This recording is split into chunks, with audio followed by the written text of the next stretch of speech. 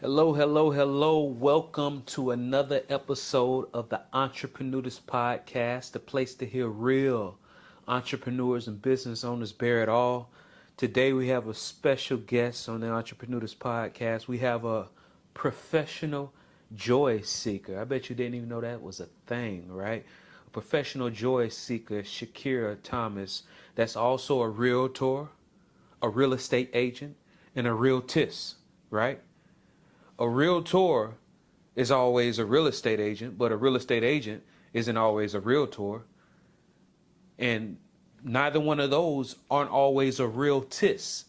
If you want to know the difference, you definitely want to watch this. We talk about being intentional. We're talking about the importance of home inspections, the importance of taking time out for yourself, the energy that you put out into the universe, how it comes back to you, right? So you're definitely going to not want to miss this episode. And this episode is brought to you today by ShieldWolf Strongholds, a wealth protection company, right? If you want your money to be liquid, if you want it to be safe, if you want it to have predictable rates of return, if you want it to be tax favored, right? What does liquid mean? If you want to be able to get to your money within a few hours or a few days, depending on how much you need. What does safe mean? Are you able to go to sleep and feel comfortable going to sleep and waking up knowing that your money is still going to be there? What does predictable rates of return are?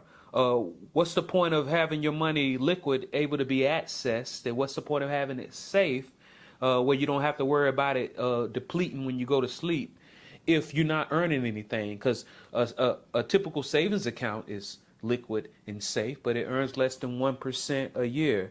And you want it to be tax favored. What's the point of having something that's easy to get to, something that you can sleep well at night, something that's getting you great returns, to where when you actually try to use the money, Uncle Sam taxes you and take a majority of it from you? What's the point? So definitely, if you're somebody who wants your money to not endure those trials and tribulations, reach out to ShieldWolf Stronghold at ShieldWolfStrongholds.com. But without further ado, professional joy seeker, Shakira Thomas. Still working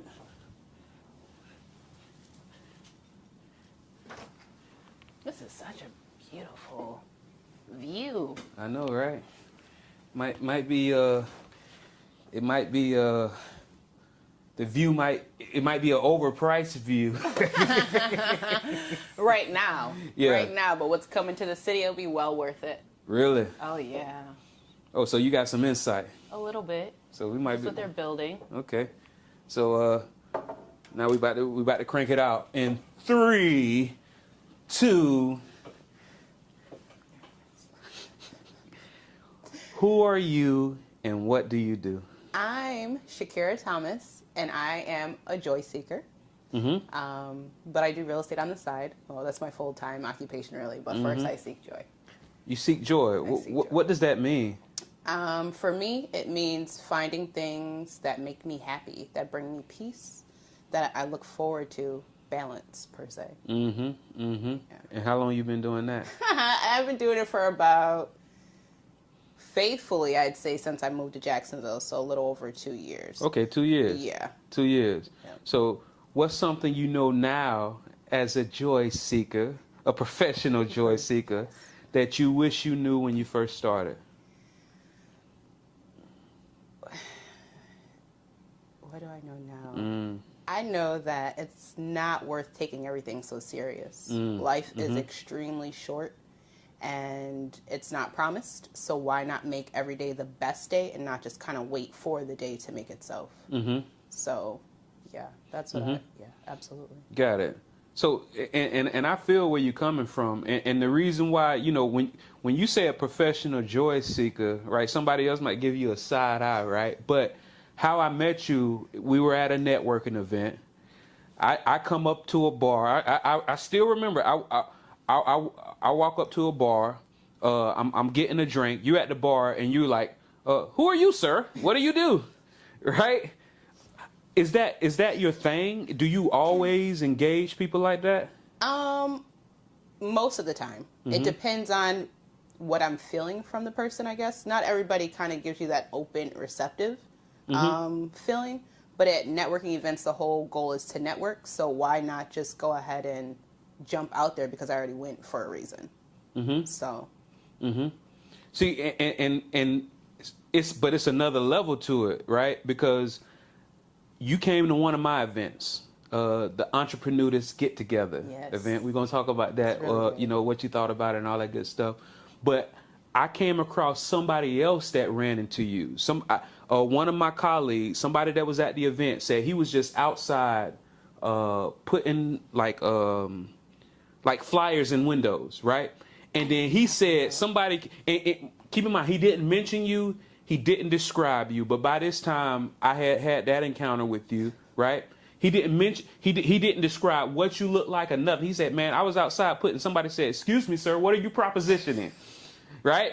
And then as soon as he said, I say, did she have like what do you call it? Sister locks? Yeah. See, I don't know the name, but I said, like, did she have like kind of like shreds? I think that's what I called it. He's like, yeah. I said, bro, she's one of those people that just engages, right? So why did you do that? Like, so it's one thing to see somebody putting flyers in a car. What makes you even then? Because you weren't in the networking event, you were outside of it. What makes you even then do that? I was trying to figure out what he was doing and why. A lot of people, well, I can't speak for other people, for myself. Sometimes I don't step out and promote myself per se. So to see someone just out there, I think he was in a suit that day.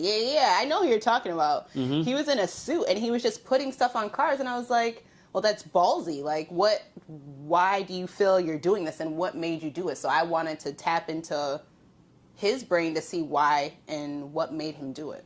So it's just like, hey, so what are you doing and why? So yeah, that's why I did it. And that was Chris Taylor with Taylor Pro Painting. Yep. He runs a family-owned business, and I believe the business has 30 plus years experience, commercial and residential painting, right? Yeah. So yeah, I mean that's good. So what the title again?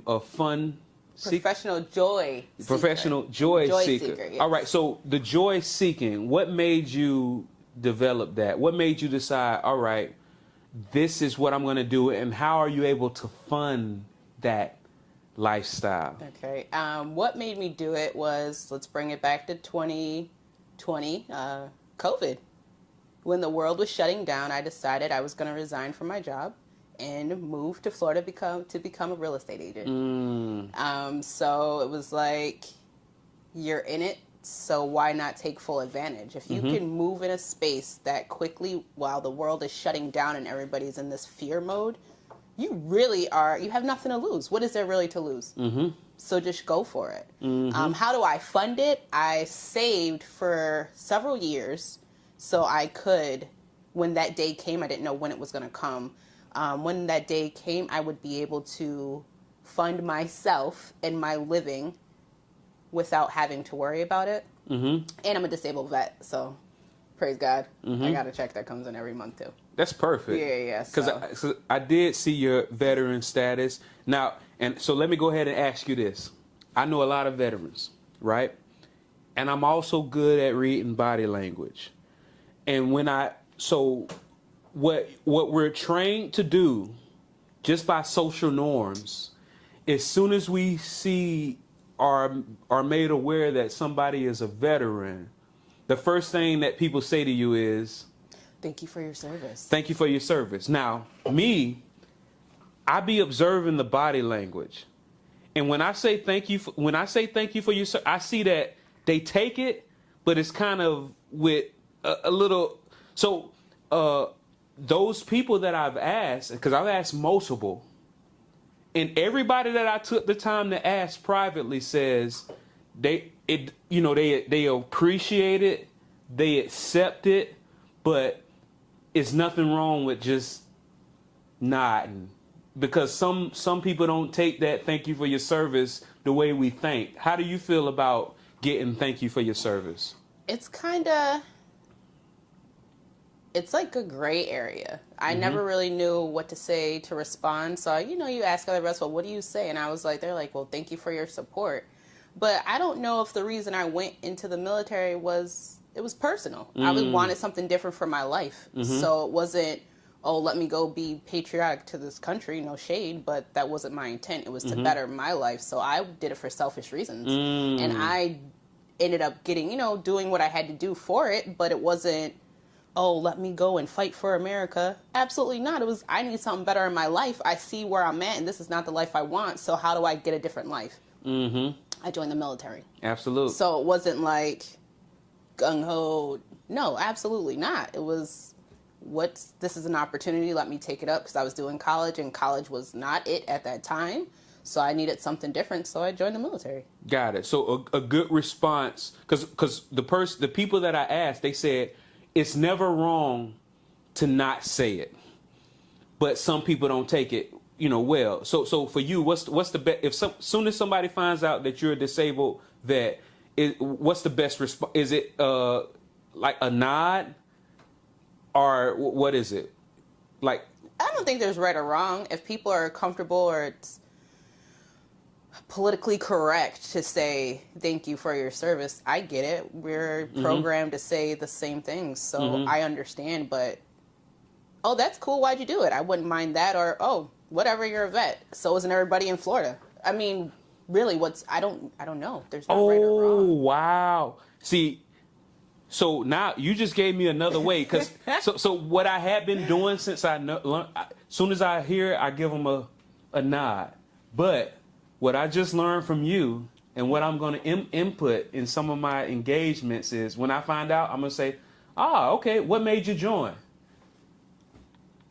Because you're getting to know the person and they're behind, and not just the fact that they serve the country. I know a lot of people who did it for their personal reasons. But then I know some people, but I mean, really at the end of the day, we all joined to get away from home because life was a certain way or you wanted something different. But everybody else's reasonings are a little deeper or not deeper. So I know people who joined the military for the school benefits. And that was it. So I know people who wanted to save the world and join the military. So you have the, I guess, what is it? The spectrum. Yeah, it's a spectrum. Of what people's reasoning are. But I wouldn't be opposed if someone was like, oh, well, what made you join? Oh, that's cool. You're getting to know me on a different level, not just as a veteran. And you know what I connected, because the reason why I recognize the body language so well, because I'm going to give you two scenarios that I've seen it. For example, I'm in a industry where I don't just deal with one demographic. I deal with multiple demographics, right? So let's say I'm dealing with a demographic that isn't black. As soon as they meet me, they'll be like, "What's up, bro? What's up?" And when we get that, what's up, sis? I don't know how y'all do it, but when it comes to men, if it's somebody in a different race, the first thing they out their mouth is, "What's up, bro? What's up, brother?" And me, once again, I don't see nothing wrong with it, but at the same time, it's like, yeah, what's up, man? Why? In your mind, you're like, you could have just said, hey. Right. Why is that approach? Yeah. And I also recognized it, and let me know if you've seen it as well. Let's say if I meet somebody that's Hispanic, and instead of me saying, hey, I say hola, right? But they never say hola back. They always say hey back. And I'll be like, they're giving me what I give other people. Have you ever noticed that? Like, when you see a Hispanic person, do you say hey or do you say hola? I say hey. Got it. Because not all Spanish people speak Spanish. I'm raised around Puerto Ricans who don't know a lick of Spanish. So just because you are that culture don't mean you speak it either. Understood. So I'm not going to assume you know it because that's who you look like on the outside, I guess. And being able to read body language and emotional IQ, that a lot of people can't do it. But if you're able to do it, it does put you at another level of potential. In your real estate, does emotional IQ or reading body language is that not a factor in how you do business? A major factor, because you have people who are making most of the time, the largest purchase of their life. So they're emotionally invested. So you can't match them emotionally because you're going to be overwhelmed. You have to be able to be the balance and logical for them to keep them on the path of what they're looking for. So I can't match emotion with emotion when I know you're about to drop $500,000 that you've never dropped in your life. So I have to meet you in a different space to keep you grounded. So no, you can't. You can't. You got to have that. You can't just move without it. No, I think EQ is super important. Emotional intelligence is and that's in everyday life. Like if you react off of what's going on, you're just gonna be a mess. So it's very important. Yeah. But a lot of people don't got it, right? And that's why I have the people out here stressed out on these roads because they don't have it. Everybody is stressed out. Like there's no need, and that's why I look into joy, because you could just get on the road and how people are driving, you're frustrated easily. And if you don't have that EQ, you're going to be pissed off on the road for what reason? For the 25 minutes you're just angry? For what? I don't have it in me. That's tiring. No. So, no, I think it's highly important to have EQ. Speaking of traffic, because Jacksonville rush hour traffic is a joke. I mean, when I say a joke, I mean it's nothing compared to other major metropolitan cities like Atlanta, like Los Angeles. I notice, and keep in mind, because it's all about perspective. I used to live in Atlanta for about 4 years. Prior to me living in Atlanta for 4 years, I thought Jacksonville rush hour traffic, like, oh. When you go in Atlanta, it could take you 2 hours to go 10 miles, right? Jacksonville rush hours, it might be about 3 exits at the most, right? Where did you move from? I moved from Beaufort, South Carolina. Is that a big or? No, it's like a town. So you moved in. So this is crazy to you. Yes, this is actually my first big city that I lived in. Even though Jacksonville is a big city, but it's a small town feel. It's not really. It's going to be a big city. It's a mix. Coming. Yes, it's a weird mix. It really is. Jacksonville is the largest landmass. However, it's a small town feel, and that's why I didn't move here, because it wasn't like overwhelming. You have your sides, everybody's kind of where they're at. So to me, Jacksonville is it feels like a small town. So did you get your first impression of Jacksonville while in the military? No, when I was living in South Carolina, I used to come down here. I had some friends here prior, so I would come down and visit my friends. So I was aware and would come and visit down here, but I wasn't really on my radar all the way. I knew I wanted to live in Florida, but I didn't know Jacksonville was going to be where I started out at. What made you finally say Jacks? I knew maybe one more person than I knew in Tampa. So it was like really a flip of a coin. Like I was torn between Tampa and Jacksonville, and because I knew more business-minded people in Jacksonville, I chose to go with Jacksonville. How do you pick which networking events to go to? It depends on what I'm looking to get. So not all networking events are made equal. Okay. They're not. Some are just hanging out and meeting people, because I know I signed up for Meetup when I first got down here so I could meet people. I needed to meet people. I'm in the people business. It's necessary. So I have like my fun networking, and then I have my intentional networking, like, okay, now let me get with you because you're a business. How do we build business like? Or I have, hey, these are people that could potentially be in my sphere for real estate. Or I have like, oh, well, I can travel with this group of people. So I kind of put things in different spaces for me that work for me. So. And that's interesting, because I think myself and I think most people that go to networking events, they go for intentional, I think. I would hope so. But it seems like what you do is you once you saw the networking possibilities, you delineated between fun and intentional. Did you always delineate between fun and intentional, or did that happen over time? I think it kind of happened over time because I never really networked before. I had a career. What was I networking for? You know what I'm saying? I was working for the federal government after I got out of the military. I worked for the federal government. And so I didn't really need to network. I had my group of friends, but when I started networking more when I started my travel business, though. Let me digress. Because I needed to meet different people and move in different spaces. But when I came to Jacksonville, it had to be very intentional. I had to be very intentional about what I was doing because I was new out here and I was out here by myself. I can't sit in the house and think I'm going to meet people. So I had to figure out what were people doing, how was it going to affect me or benefit me. So I would say over time I got more intentional. Yeah. Travel. Do you not still parlay in the travel? Oh, I still do. Okay. So, all right. So let me ask some questions. Because to me, is there not ever a time where somebody would not benefit booking through a travel agent than doing it all by themselves? I think that's subjective. Some people just want to get it done. I think travel agents are beneficial because they cut out the searching for you. So all you have to do is tell them what you want and they get it all for you.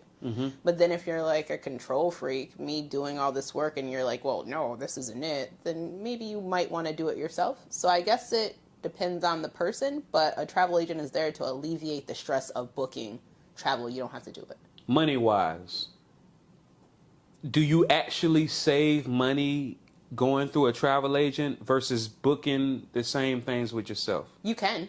Okay. You can. I wouldn't say really if you're just doing a flight, but you're not spending any extra money because what the travel agent is making is the same thing. It's not what a travel agent makes isn't costing you anything. It's the taxes and miscellaneous fees that the travel agent ends up getting that whatever business or whatever Southwest was getting anyway. So they just have to divert that money to the person who booked it. So it's not any additional fees. Travel agents don't get anything additional. We don't charge the customer additional. You can, but usually it's just the additional fees that are coming off. So it's not changing your rate. So it sounds like you're saying when you're dealing with most travel agents, even though they have the right to charge additional fees, most travel agents don't. And you're either going to pay what you would have paid anyway, but now you got the assistance of somebody, or you're going to pay less. Yeah. That's cool.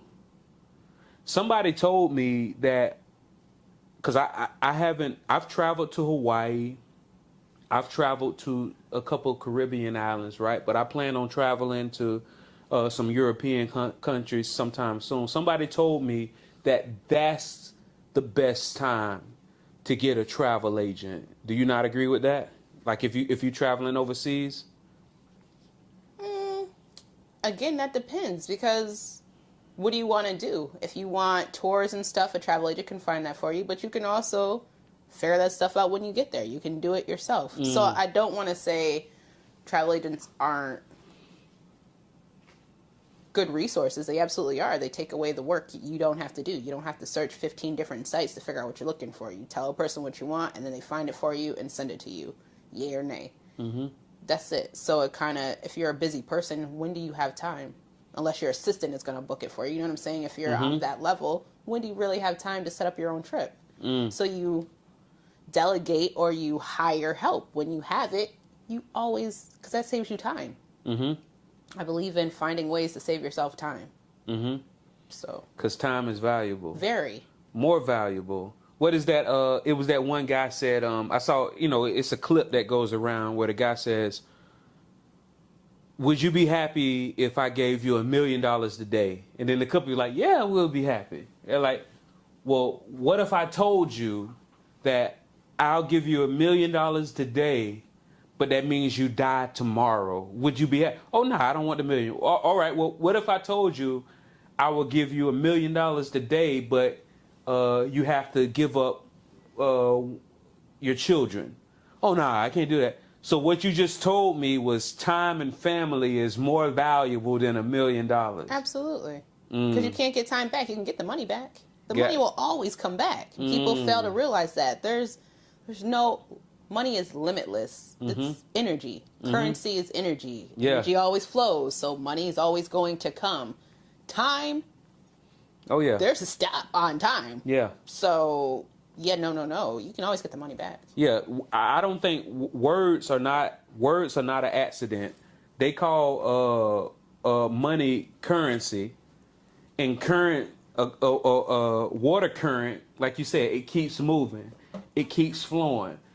If you want the full benefit of money, you got to keep it moving. Keeping it in a savings account, a standard savings account, you will always lose. Like even the parable of the talents in the Bible, the person that just buried the talent in the dirt got chewed out by his master. He said, "Don't even you wicked, you wicked." He called him wicked because he did not do anything with the money that he was given. All he did was bury it. And in my mind, that's the equivalent of just putting money in a savings account. All you're doing is just burying it, right? Time is very valuable. And I'm pretty sure you save people a lot of time when you help them out with their real estate. So what made you want to get into real estate? So when I was in South Carolina, I was kind of stagnant in my job. So I was looking for something else. So I got into property management. And I love that I was able to move in a space I wanted to. After I got off of work, I created my own schedule to fit in property management. And I love the fact that I was in control of my schedule. So I was like, oh, I like certain parts of this. This rocks with me. I like it. And so I was like, let me try something else. Let me shoot for real estate. Let's get to the buying and selling of real estate. What is this about? And I did it because I was time freedom. Even though you spend a lot of time, don't get it misconstrued. You definitely put some time in, but if you believe in time management, you create your days. You give your customers your availability. It's not the other way around. I'm available at these times. Yes, you will work when they need to work with you, but for the most part, you schedule your vacations, you schedule your time off, you schedule your travel, you schedule everything in your life around your business. So I'm in control of how my days look. And then, you add people in and move accordingly, but I'm in control. I couldn't ask for anything more. And that's a level of enlightenment, right? Because I think when a lot of people get into real estate without having the discernment on who their preferred type of clientele is, you might end up getting calls all hours of the night, driving throughout the world for a client. You're months in, and this client does not seem to be anywhere near making the decision. When you first started out, did you not find yourself in one of those situations? I did with a renter. I wasn't even like a buyer, but it was a renter. And then I was just like, I can't keep moving in this space. Like, I did it for the fact that it was getting to know and moving through the city and just trying to help. But it was like, what are we doing here? Why is it taking us 8 months to a year to find an apartment during the hottest season? This makes no sense. So I had to pull back and realize I was in control of my schedule and I had to move accordingly for me. So if you let your customers run you ragged, they will. However, when I sit down with my customers, I do a buyer's or seller's consultation and I let you know my availability. I let you know straight up, and I want to know your expectations of me as well, because I want to know yours, and I'm going to give you mine. So right from the beginning, we know how to move with each other. Don't call me after a certain time unless something's on fire, because depending on your lender, they're not available. Banks can only move so much. Things, you know what I'm saying? So there's only so much I can do for you in the space, because people have lives, and it would be selfish to try to stop them from their lives as well. But sometimes people are, again, in their emotions, so they're just thinking about them, and that's when the realtor or real estate agent, whoever they are, should pull you back in to let you know where you're at. So it sounds like what you need to do is set healthy boundaries in the first meeting. Not wait till after the agreement is signed to start setting boundaries. Right. But in that first meeting, you're getting the agreement signed. Mm-hmm. You should be getting the agreement signed in that first meeting. Because what it is because there's a difference, right? Because the reason why I'm differentiating is some people, not just in real estate, but in every industry that requires getting someone's signature, they might have a scarcity mindset to where they feel like, all right, I need to get their signature. Like, all right, so let's say this is the same meeting. In both scenarios, you're getting a signature. But there's two different ways of going about it. It sounds like what you're saying is before you get the signature, you set the healthy boundaries, whereas somebody might get the signature and then wait until the same day and then say their healthy boundaries. Is there not a difference to you? Absolutely, because I think that's kind of false. Because I signed with you ahead of time, but you didn't tell me what you expected. Because my thing is, it's an interview. Because everybody's not for me and I'm not for everybody. So in that time frame, I'm telling you what's going to work for me and not work for me. And you're telling me the same thing. And if it doesn't align, I wish you the best. I will refer you to someone, but I don't think this is going to work. And that's okay, because all money is not good money. And why am I going to sit here and stress myself out on someone that potentially is not a match for me? So we go 4 months and you're stressing me out for what? No, thank you. I appreciate your time. This is not going to be a fit. You take care. I can refer you to someone if you'd like. You don't have to take everybody that approaches you. Absolutely. And that's life. Relationships, friendships, business partners. Anything with a ship. Yes, yeah. Absolutely. Absolutely. So how do you feel about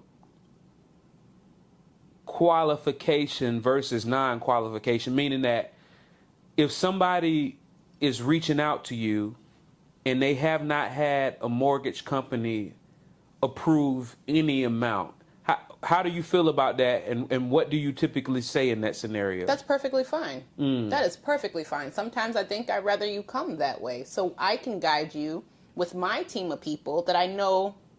I give you options, you know what I'm saying? But the options I give you are people I've worked with or have gotten good reviews from that I know work well with me. So I'm going to give you options to pick, but I know of these people and how to move with them. So it's good, because if you go, let's just say, and not to badmouth banks or anything, but just say you get your loan from a bank, you're going to get banking hours. You only have access to that lender or that bank from 9 to 5, unless they have a real estate division, which a lot don't. So that's your access. But if you go with a lender or a broker, you have access because they're a person and they don't have banking hours. They're more open. So when you build those relationships with other people, you know what time you can reach out and can't, because it's set different. Banks close. How are you reaching out? When you're getting done, you're not. So I was saying that why? Because we were talking about if somebody came to you without a mortgage. Yeah, so that's fine. It's perfectly fine. And if you come that way, that's fine too, because that might be a relationship you already have. So I don't want to break the relationship you already have. That's why you went there, but I'll still give you options, because everybody has different products. So if you only know of your bank that you use for the last 50 years, you think that's the best. That's not always the best product, because other people have different things. So you want to still give them options. Even though they may have gotten approved somewhere else, you still want to give them options to see if there's a better interest rate, a better program, because you're in medical care, there's, more money, or first-time home buyer programs or down payment assistance programs. Your bank might not have that, or your person may not have that, so you don't know what else is out there. So you can come pre-approved, that's fine, but I'm still going to talk to you and give you options as well. So it sounds like if somebody is watching you right now and they like your personality, they like how you upfront, and they don't have a pre-approval, they shouldn't feel insecure about reaching out to you in advance. Absolutely not. And they'll probably even get a better deal by reaching out to you prior. I'll get them on track. That's the whole point. I'm here to guide you through the transaction. So I don't expect people to know about real estate because I didn't really know about the things I know now because that wasn't my field. You know what I'm saying? So when that's your field, you know more. You have some knowledge because it's on the internet and you can Google stuff, but that doesn't necessarily fit for you because everybody is different. People have different needs. People have different requirements. People have different... It's never the same for two people because nobody's the same. So your credit profile is not going to be the same. So you can't expect to get the same thing that your friend got, but they make $20,000 less than you and have a credit score that's 40 points higher than yours. You know, so no one is the same. Is there nothing that you learned during your property management days that you apply to when you're helping somebody pick out the perfect property?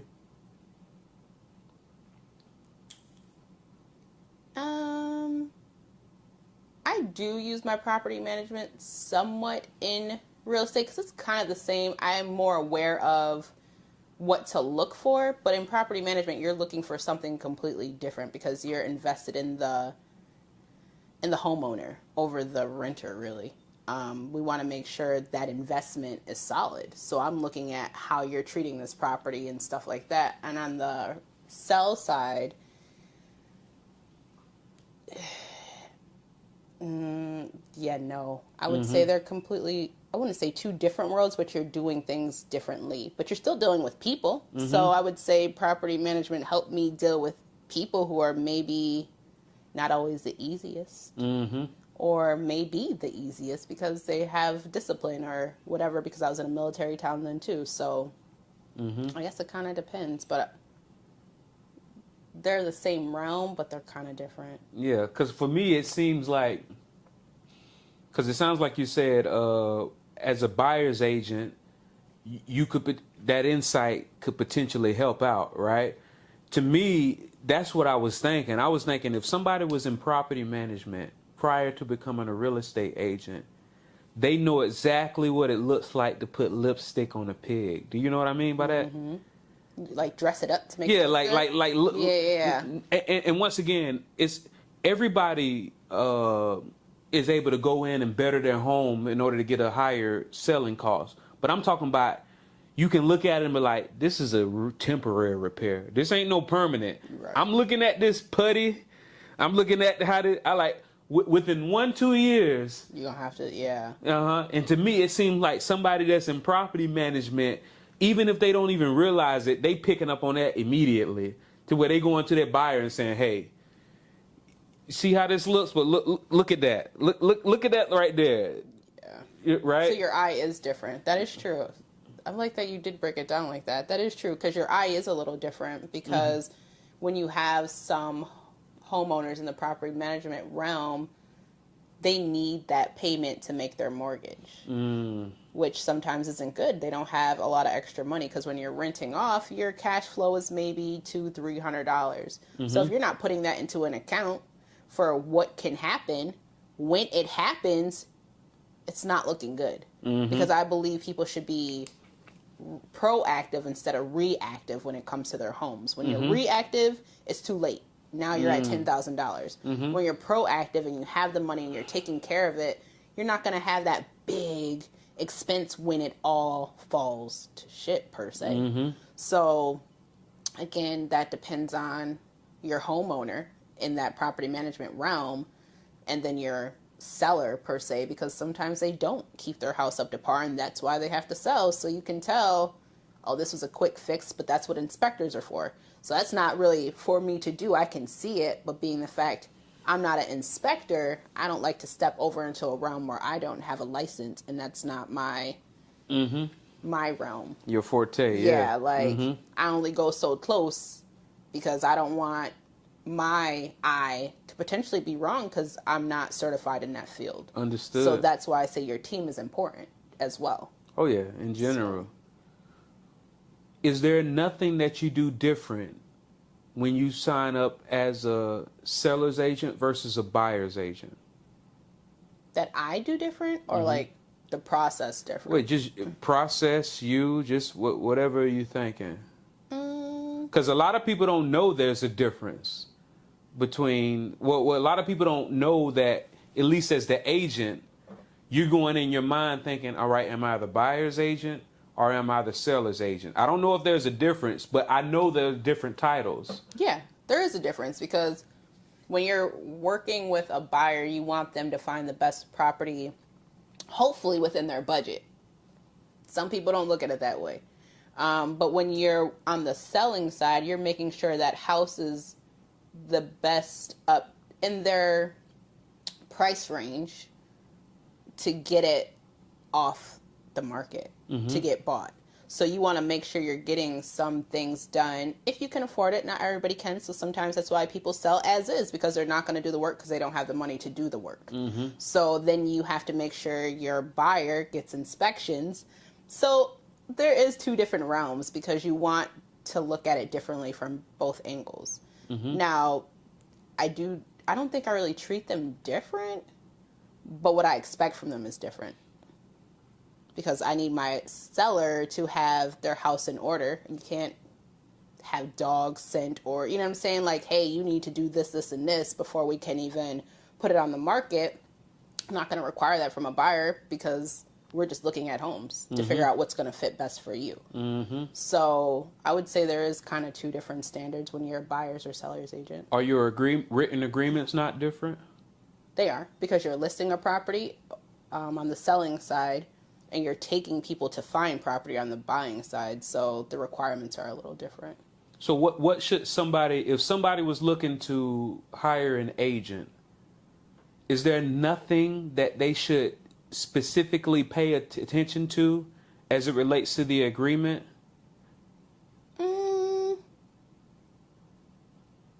Fees. I think Fees. that's really... So it sounds like you're saying that potentially it's not a set fee, but the fees are negotiable. Everything's negotiable in real estate. Everything is. But a buyer doesn't pay for anything. A seller ends up paying commission of the agents. The buyers don't put money in. They're just buying their property. So they get their mortgage and stuff, but they're not paying for your service. The seller is paying for the service. So it sounds like you're saying a seller should not feel insecure. Not that they're going to get a discount, but they shouldn't feel insecure in asking their agent, is it not possible to decrease your fee? No, you should feel very insecure. Because that is my lifestyle. Okay. Are you going to Walmart asking for a discount? Don't ask me for a discount, because I have to live off of this. I still have to maintain my lifestyle for you. You know what I'm saying? Like, no, you should not ask for a discount. I absolutely not, because They can, but let's put it in this way. You absolutely can, but do I think you get what you pay for? Exactly. Because I see what you're saying. It's like, all right, because in a lot of the stuff I do is commission based, right? And so one of the industries that I've been very successful in is public insurance adjusting. Okay. A lot of people don't even know what a public insurance adjuster is. Basically, what a public insurance adjuster is somebody that if you have an insurance claim, we work for you. Because if you think about it, let's say somebody borrowed some money from you, right? And what they borrowed, you wrote it down on a piece of paper and put it in a drawer, because you don't have a good memory, right?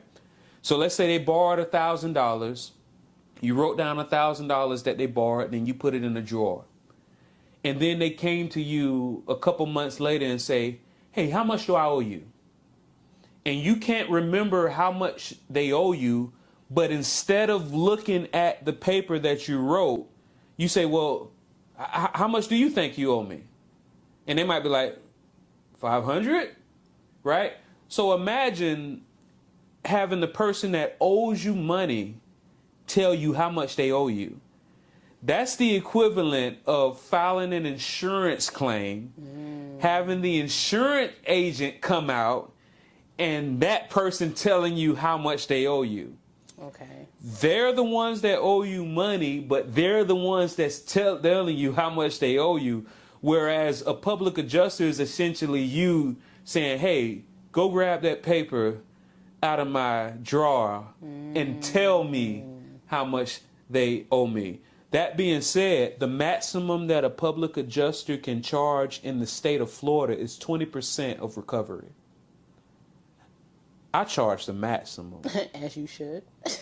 The maximum. The only time that I ever give a discount is for a senior citizen, right? But that being said, I charge the maximum. There are public adjusters that charge 15, 10% in Florida. Some even less. But you get what you pay for, right? Because you charging this person that set fee that you feel is your value means you're going to do what it takes to negotiate them a higher sell amount to where that 10% person that's probably or that because I don't know what y'all percentages are, right? But that person that's cutting their rate, you're getting a cut job. And they probably really need this money, right? So now, instead of negotiating the best that they can for you, because sometimes with negotiation, the best position in negotiation is being able to walk away and mean it. If your agent does not have the option of walking away on your behalf, now you just got, you could have got $500,000 for your home, but they negotiated you $450,000. So in order for you to save a couple percent, you just lost 50,000 plus. So do you not have any like horror stories that you heard of or encountered somebody they went with the cheaper agent and came out less? No, not really. I just feel I'm not going to discount myself because I know what I bring. Absolutely. And then for agents who do, that's on them. Like, it's not on me to tell you what your worth is, but I know my worth, and I'm not discounting it because what I do and what I bring to the table, it's going to floor you. So you're paying what you're going to pay for what you're going to get. If you want to discount me, then I might discount how I fight for you because you discounted me. So, just give me what I asked for. It will be great. Absolutely. But I've really never had anybody tell me they wouldn't give me that money. So it's kind of like a, Absolutely. Yeah. No. Is a real estate agent not always a realtor? Yes. Yes. A realtor is, it's another level. You kind of, it's another association. So you can be licensed in the state of Florida and be a sales agent, but to say realtor, you have to be a part of the National Association of Real Estate Realtors, which is another fee. You're just kind of joining, I don't know, another gang, really. Like you're kissing the ring. Right. But you hold yourself up to other ethics and morals and codes when you become a realtor, instead of just being a sales agent. So you are held to a different guideline of ethics. Are you not a realtor?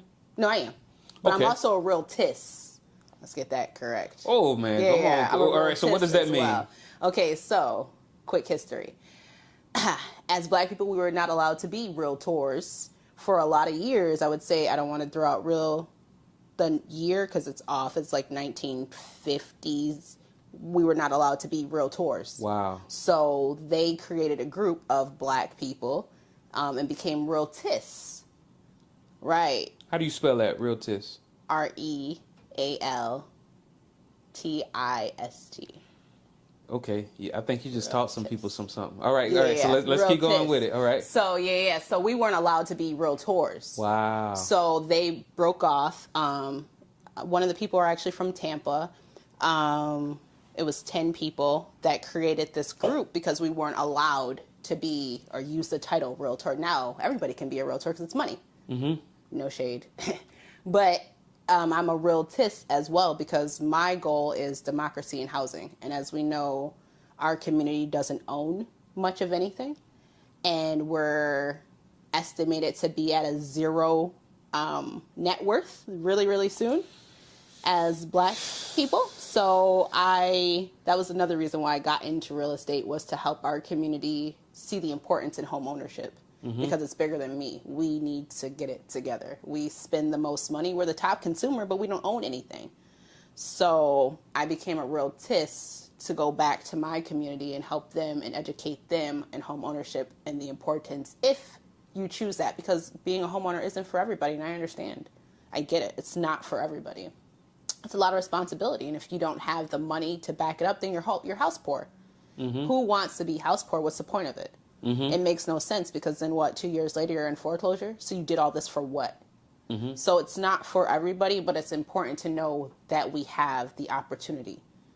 Because, we've always had to pull ourselves up by the bootstraps, but then you have redlining, and you have steering, and we couldn't be in certain locations. Like, my friend lived in Levittown, Pennsylvania, and on his deed, it said, no Negroes. You couldn't buy if you were black in this town. So to him, to be able to buy in that town was huge, because 20 years or 40 years ago, we couldn't do it. So we've had a lot of things stop us to be great. But we have to still be great. So, yeah, I'm a realtor, but I'm also a realtist. And in my 37 years, that's the first time I've ever heard that.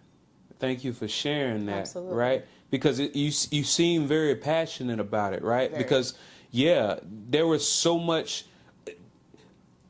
I see the value in integration. And that's essentially what happened. It sounds like what you're saying, what happened around the 1950s was they saying, all right, we're going to integrate you all into this Realtor situation, right? However, without that, it was a group of people that said, we don't need integration. We do need to set up a community that has higher standards than just somebody that got a license, but we don't have to be a realtor. We can be realtists. That's strong. That's the National Association of Real Estate Brokers, because we weren't allowed to be realtors. So that's strong. Yeah, they had to break off and create something because we weren't allowed to be a part of it. But then when it came to money, because America's about capitalism. Oh, yeah. Let me get that money. Come on, come join. Everybody can join. We want you all now because, you guys are making money and you're making your way in real estate. Come on. Yeah. But we had to establish our own, so we were able to move in that space and get the proper training and stuff that we needed that we weren't allowed to get because we were born black. So at this point, can anybody be a realtist? Like, can a Caucasian person be a realtist? Yeah. Okay. We're not opposed, but we would just hope your values align. So if you're not looking for the embetterment of the black community, it's probably not for you. Again, it's heart work. It's not just about the money. Absolutely. Heart work. It's not HARD, but HEART. Yes, heart work. Yes. And I'm imagining there's a lot of heart work when working with rental customers. So how does the compensation work when dealing with a rental client as opposed to a client that's trying to buy a home? Barely. Barely? Barely. I'm legally blind. Right. No, when you're dealing with a renter, and it's no shade, they can kind of do it themselves, but your realtor only gets depending on what the owner wants to give. So you might get 10% of the first month's rent. The first month's rent's $1,400. You're only getting $140 to drive a person around for a year. Wow. Until they decide what they want. You know what I'm saying? Like, $140. What am I doing with that? No shade. I'm gonna pay my cell phone bill or something, but yeah. But when you look at the profit and loss statement, right. you in the red. Right. And then when you realize what your hourly wage is, when you give yourself your hourly wage, was it worth it? And it's no shade because people do need help. So I'll do like rentals for like family members or close friends and stuff like that. But unless you're my buyer and you need to move into a renter or a seller, I'm working with you and you need this for a short period of time, absolutely. But for the most part, I have to look at my hourly wage, which is like, I prefer to say like $50 an hour. I can only give you 2 hours then. So you have to make up your mind. Make up your mind. I'm going to give you a whole bunch of different options based off what you just told me. But we're not going to be driving all around the largest city in America too often. Right. Understood. Yeah. Okay, cool. I heard you mention cash flow earlier. So when you're dealing with an investor, Do you not leave it up to them to figure out all of the cash flow stuff, or is that not something that you also contribute your insight and advice on? 9 times out of 10, if they're an investor, they already know what they're looking for. They know their ARV. They know what they want. ARV? Yes. Hang on. Give me a second. I'm going in the bank. No, that's all good. Repair value. Appraised repair value. Okay. Yeah. Okay. Okay. After repair value. After repair value. Understood. ARV. Yes. They know what they're looking for. They know that they can only do a 20%, or they need this much money back from it, or it's not lucrative. So they know where they're at and what they sit at. So I like to work with investors because it helps me broaden my mindset on that stuff, because I want to invest as well. But normally they already know what works for them, what they can't go past. They know their dollar sign because they've been doing it. So it's good to know, but I wouldn't say it's a must, because they already know, because that's their space, that's their realm. So they know how they need to move in that space. Have you not noticed a difference between the instructions you get from an investor versus just somebody that's looking for a primary residence? Oh, completely. Because an investor is going to take anything. An investor will take something that's dilapidated and build it back up. A first-time home buyer wants something that's pretty and shiny. And, turnkey. Yeah. Unless they have some repair or some handyman or have a team and they want to create it a certain way for them. But most of the time they kind of want turnkey or something that's less work, because they're putting hundreds of thousands of dollars. They don't want to put $50,000 into work. An investor, absolutely. They'll take something that's $50,000, put another $50,000, because the ARV is going to be $140,000, so they just profit it, whatever they profit. You know what I'm saying? So they have to make sure the profit is going to be worth it. Instead of a person buying their first home, they're not looking at it in that time. They're not looking at it in that sense at all. Is there never a situation where you're working with a buyer to where you'll say, all right, you shouldn't get an inspector? Absolutely not. Absolutely not. Because what are you getting into? If you do not get your home inspected, you do not know what you're getting into. Because just because it looks pretty on the outside and they put a new fresh coat of paint on it, doesn't mean the wiring's bad. Doesn't mean the plumbing is galvanized or from 50 years ago, depending on the age. Doesn't mean that you have wood rot somewhere. I would never tell a person to not get an inspection. But if you choose not to, that's not my business, because I told you should.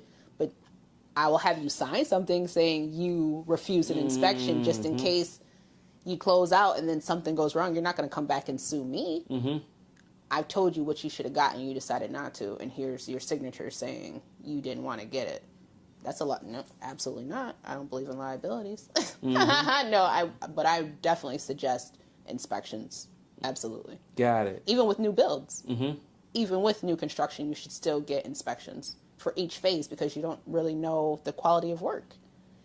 They're going up pretty fast. Are they doing it properly?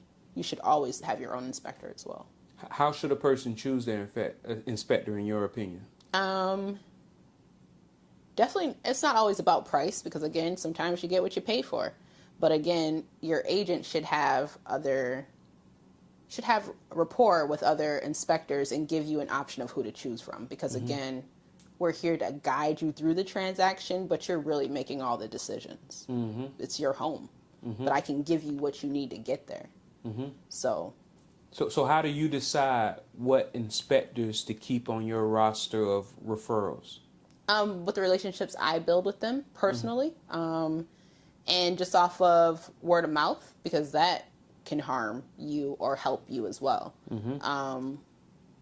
But I like to make sure I have relationships with the people, or let's say my broker, because I'm still pretty new. My broker has years of experience. So her relationships definitely help as you're building your own. because I've been in real estate for 2 years. So I'm still building my teams of people, my inspectors that I like and have a good relationship with. But until then, you use what your broker has because that's people they've used over the years and stuff like that. So, What's a broker? the broker is the person you hang your license under. They are actually, as an agent, my clients are not my own, or my customers, sorry. They're not my own. They actually belong to my broker because all business goes through the broker, everything. And then you have agents who do the transactions. But if you have a split and stuff like that, it all goes to the broker. The broker pays you back. The broker is responsible for you and how you move. Because if FREC comes down, which is what we're licensed under, it's Florida Real Estate Commission. If they come down, it goes to your broker. They're going to get in trouble, and then you have to pay. You know what I'm saying? You get in trouble, but it still sits on your broker. Your broker is responsible for everything you do in real estate. Yeah, because I know an advantage of being a broker is you're collecting commissions off of the sweat equity of a lot of agents, but one of the disadvantages, is you also accept all their liability. Yes. Is there nothing that you can say that a new real estate agent should look for when it comes to choosing a broker? No, because everybody needs something different. What I need from a broker might not be what you need. Depending on what you feel about training. I think training is very important. Not all brokerages offer it, or they don't offer it as often. So it really depends on what you need to grow yourself. You should know what you need in order to be successful in your business. And over time, they help you figure that out too. So it really it depends on the person and what they're looking for. I do suggest everybody interview multiple brokerages before making a decision. So you see what there's to offer, you see what the splits are, you see what the fees may be, because one brokerage doesn't have fees, another one might. You have different, I don't want to say junk fees, but there's just fees. So what are you willing to pay? What do you not? What type of education do you need? Do you need to be handheld? Or are you okay being thrown into a big name company where you're potentially just a number and you don't have access to your broker? It really depends what you need. Yeah, because I know one of the strategies that I heard a lot of agents say is, so because every area has because I think in Jacksonville, I don't know if this is still the case, but one of the largest brokerages, real estate brokers, was Watson, right? And I remember what somebody, and I heard several agents say this. They say, when you first start, join Watson. Get all of their training, learn how it's supposed to be done. Because not just Watson, but every big brokerage like that in these different towns, they're typically going to take more commission from you because they're giving you training and they're giving you leads, and you're going on these tours and all of that stuff. But they say after that, maybe 2 or 3 years of that, you can probably join another brokerage to where maybe the split might be 90-10 your way. But by this time, you got a bunch of training, you've seen how it's supposed to be done, and you got your own word of mouth circuit. So you can make more commission by getting less training and less leads. Do you not agree with that? No. Because I actually went to a boutique brokerage. From off jump. Went to a small boutique black-owned brokerage because that was something I needed. I wanted something that looked like me.